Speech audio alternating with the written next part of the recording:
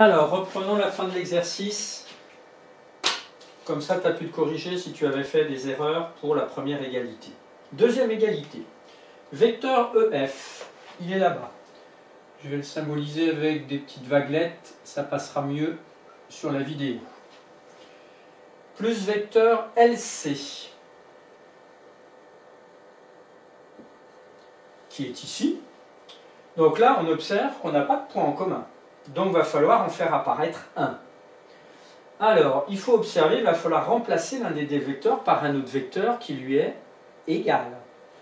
Alors, vecteur EF, eh ben, c'est égal au vecteur CD, qui est ici.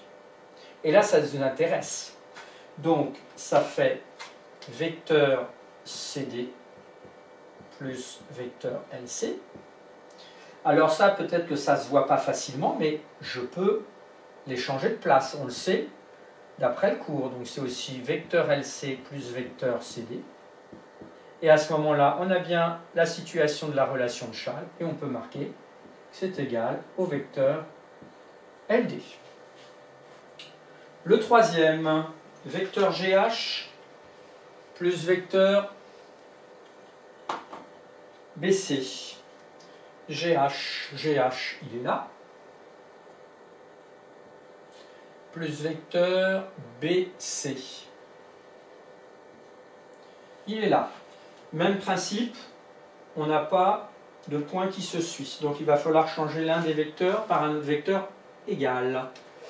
Et bien je vois, tiens, que là, le vecteur AB, il est égal au vecteur GH. Donc je peux mettre vecteur AB plus vecteur BC.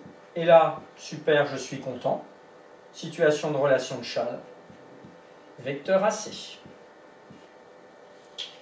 Et le dernier, avec une petite lettre minuscule, donc c'est sûr, là aussi, il va falloir changer. Alors, soit je change... On a le vecteur BC, j'aurais pu le garder. Et le vecteur B. Alors, si j'observe le vecteur BC, c'est aussi égal au vecteur ici moins C, puisqu'ils sont de sens opposé.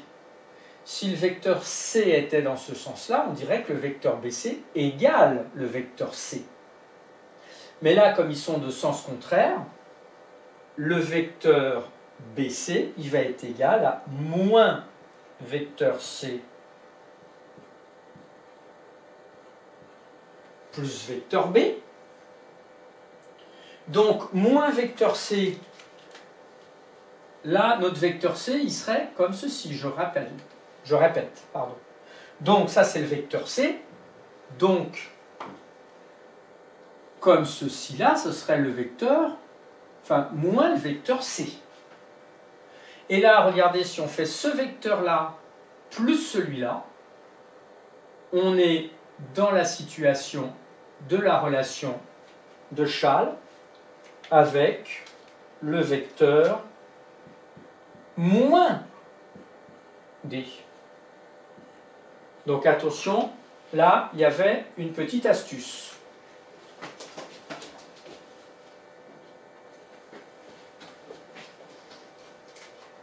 Prends le temps de bien comprendre, parce que je vais détailler, parce que le vecteur D, il a comme ceci. Donc nous, en fait, on voudrait ça. Et ça, c'est bien moins vecteur D. C'est tellement moins facile, hein, mais il faut aussi évoluer et progresser.